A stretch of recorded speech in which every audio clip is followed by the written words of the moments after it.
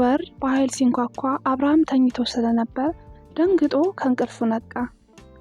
በህልሙ የሰማው ጩኸት እንዳይደለ የተረዳው በሩ በድጋሚ በኃይል ሲመታ ነበር።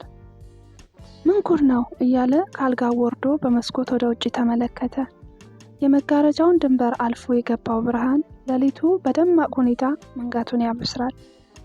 መሬት ላይ የወደቁትን ወረቀቶች እየረገጠ ልብሱን ጣል አድርጎ ወደ ውጭ ወጣ። በሩ የሚገነጠል ያህል ሲንኳኳ እየመጣው ነው እያለ እየጎተተ በሩን ሲከፍተው የእንቅልፍ ርዝራዥ የከበዳቸው አይኖቹ በድንገት ነቁ። ፊቱ ቆማ ፈገግ ያለችው ሴት ማክሪና ነበረች። አብርሽ አለች ቁጥብ ባለ ድምጽ። አብርሃም በዚህም የተሸፈነውን ፊቱን በግርምት እየዳበሰ እንዴት ቤቴ ልትገኝ ቻልሽ አላት። በቅርብ ወደዚህ ሰፈር የገባች ጓደኛዬ ነበረች። እርሷን ልጠይቅ መጥቼ በዛው አብርሃም ጋር ጎራ ልበል ብዬ ነው። ህይወት እንዴት ይዞሃል አለች ማክሪና። እንደምታዩ አለ አብርሃም የገረጣውን ሰውነቱን ዝቅ ብሎ እየተመለከተ። አንቺ ደህና ነሽ አላት ማክሪናም መልሳ ግቢ አትለኝም እንዴ አለችው።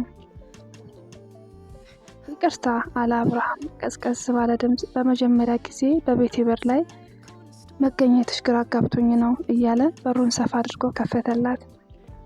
ማክሪና በዛፎች የተከበበውን ሰፊ ግቢ እየተመለከተች ገባች። በከተማው መሃል እንዲህ አይነት ጸጥታና ተፈጥሮ ማግኘት ያስገርማል። አብርሃም ግቢውና በጥሩ ድንጋይ የተገነባው ቤት በአያቱ ዘመን የተሰራና እስካሁን እንዳልታደሰ አባቱም ቢሆን የግቢውን ሰላም ስለወደደው ተጨማሪ ቤት ሰርቶ ማከራየት እንዳልፈለገ ነገራት። አንተስ አለችው ማክሪና። ቤተሰቦች ካለፉ 5 ዓመት ሆነ አይደል? የኔን እንኳን ከስንፍና ጋር ብታያዩ ይሻላል አለ አብርሃም እየሳቀ። መብላት፣ መጠጣት፣ ማንበብና መሳል ከነዚህ ውጪ የሚችለው ነገር የለም።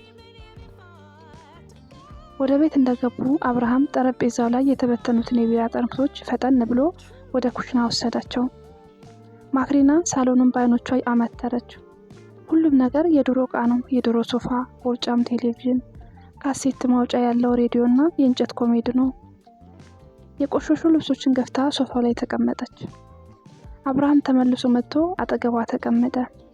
ስለ ስዕሎች ያወሩ ጀመር። አብርሃም ስዕል ለእርሱ ቁስሎቹን የሚያክምበትና ነገን የሚጮህበት አንደበቱ እንደሆነ ሲናገር፣ ማክሪና ደግሞ ድርሰት በውስጡ ያለውን የህመም ትዝታ የምታሳርፍበት መሸሸጊያዋ እንደሆነ ገለጸችለት። ስለ ጽሑፍ ስታወሪ ትዝ አለኝ አለ አብርሃም ከተቀመጠበት ተነስቶ የታሸጉ የወረቀት ጥቅሎችን እያወጣ። በፌስቡክ ማውራት ከጀመርንበት ጊዜ አንስቶ የላክሽልኝን ድርሰቶች በሙሉ ነው ያነበብኩት። የቃላት አጠቃቀሞችሽ እጅግ ማራኪ ነው። በተለይ ተከታታይ ረጅም ልቦለድሽ። አብርሃም የታሪኩን ውበት፣ የገጸ ባህሪያቱን ህያውነትና ዋና ዋና ገጸ ባህሪ ከአንባቢ ጋር የምታሳድሪው ቁርኝት እያደነቀ አወራላት። ግን አንድ ስህተት አግኝቼብሻለሁ አለ ፈገግ ብሎ። የመጨረሻው ምዕራፍ ላይ የላክሽልኝን ክፍል የመጨረሻዎቹን ገጾች ቆርጠሽ አስቀርተሽብኛል አላት አብርሃም። ማክሪና እየሳቀች ኧረ አላደረኩትም አለች። አብርሃም ያቆመበትን ገጽ አውጥቶ ማንበብ ጀመረ። ታሪኩ አምራን ስለምትባል ልጅ ነበር። ለስታንድፎርድ ዩኒቨርሲቲ ያቀረበችው የነጻ ትምህርት እድል ተቀባይነት አግኝቶ ደስታዋን ለቤተሰቦቿ ለማብሰር በምሽት በሩጫ ወደ ቤቷ የምትገሰግሰውን ታሪክ ያነብላት ጀመር። ነገር ግን ታሪኩ አምራን ሰፈሯ ልትደርስ ስትል በጨለማ ውስጥ አንድ የሰከረ ጎረምሳ ደብድቦና አስገድዶ ደፍሯት ወድቃ ወደሚገኝበት ጨለማ ምዕራፍ ተሸጋገረ። አምራን ደም በደም ሆናለች። አንድ መኪና መጥቶ ቆመ። ከመኪናው የወረደው ሹፌሩ የነገሩን አሰቃቂነት ሲመለከት ድርጊቱን ከፈጸመው ሰካራም ወንድሙ ጋር አይን ላይን ተፋጠጡ። ወንድሙን ከቅጣት ለመሰወርና ወንጀሉን ለመሸፈን ሲል ሹፌሩ እርዳታ ከመስጠት ይልቅ የወደቀችውን አምራን አይኖች በእጆቹ ሸፍኖ ወንድሙን ወደ መኪና ገፍትሮ በመክተት ከአካባቢው ሰወረው። አብርሃም ንባቡን እያነበበ ሳለ በድንገት እጁን ከአፉ ላይ ሲያነሳው እጁ ደም በደም ሆኖ ነበር። ውስጡ የሆነ ችግር እንዳላወቀ ነገር ግን በፍርሃት እየተንቀጠቀጠ ማንበቡን ገፋበት።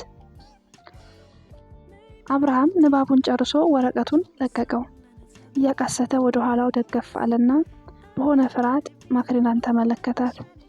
ለዓመታት በህልሙ እየመጡ ሰላም የነሱትን ያንን ምሽት ያስታውስ ይመስል ደነገጠ። ማክሪና ኪሷ የደበቀችውን የመድኃኒት ብልቃጥ ጠረጴዛው ላይ አስቀመጠች። አብርሃም በዝምታና በድንዛዜ ተዋጠ። በወንበሩ ላይ እንደተቀመጠ ሙሉ ሰውነቱ አልታዘዝ አለው። ምንም አይነት ህመም ባይሰማውም ሰውነቱ እየሞተ እንደሆነ ገብቶታል። ማክሪና ቀስ ብላ ተናገረች። የታሪኩን መጨረሻ ማወቅ አትፈልግም? አምራን በዛች ምሽት በደም ውስጥ ተዘፍቃ ከተጣለችበት ቦታ ሰው አግኝቷት ወደ ሕክምና ቤት ተወሰደች። ከ2 ወር ኮማ በኋላ ስትነቃ ያወቀችው እውነታ ግን አሰቃቂ ነበር። እናቷ ኩላሊቷን ለግሳት በቀዶ ጥገና ወቅት ህይወቷ አልፏል። አባቷም የባለቤቱንና የልጁን ሐዘን መሸከም አቅቶት በደም ግፊት ሞቷል። አምራን በዛ ምሽት ቤተሰቧንም ህይወቷንም ራሷንም አጣች። ማክሪና አይኗ በእንባ ተሞልቶ ንግግሯን ቀጠለች። እውነቱ አምራን ማለት እኔ ነኝ። ማክሪና በዛች ምሽት ሞታለች። በህይወት እንድቆይ ያደረገኝ አንድ ነገር ብቻ ነው፣ ተስፋ። በዛች ምሽት ህይወትን ያጠፉትን ሰዎች የመበቀል ተስፋ። አብርሃም ከዓይኖቹን ባየወረደ በድንዛዜ መለከታት ነበር። ወንድምህን ለመግደል ቀላል ነበር አለች ማክሪና። ትናንት ማታ ከመጠጥ ቤት ሲወጣ ሰዎች እንዲከተሉትና እንደ ዘራፊ አስመስለው በድንጋይ ቀጥቅጠው እንዲገሉት አደረኩ። እሱ በእኔ ላይ እንዳደረገው ሁሉ። አብርሃም የሞቱ ሰዓት እንደቀረበ ተረድቶ አንገቱን ወደ ሰማይ ቀና አደረገ። ፊቱ ላይ ከፍርሃት ይልቅ እፎይታ ይታይ ነበር። እኔም እናንተ ላይ በሰራሁት እናንተም በእኔ ላይ በሰራችሁት በቅርቡ ስንገናኝ መጠየቃችን አይቀርም አለች ማክሪና። ዛሬ እናትና አባቴን አገኛቸዋለሁ። አብርሃም ጋደም ባለበት ነፍሱ ስታልፍ ማክሪና በቀስታ ተነስታ አይኖቹን ከደነችለት። በራሷ ላይ ያሰረችውን ሻሽ ፈታ ፊቱን ሸፈነችውና በጸጥታ ከግቢው ወጣ ሄደች። ተፈጸመ። የዛሬው ታሪካችን ይህን ይመስል ነበር። ሀሳብ አስተያየታችሁን ኮሜንት ላይ ጻፉልን።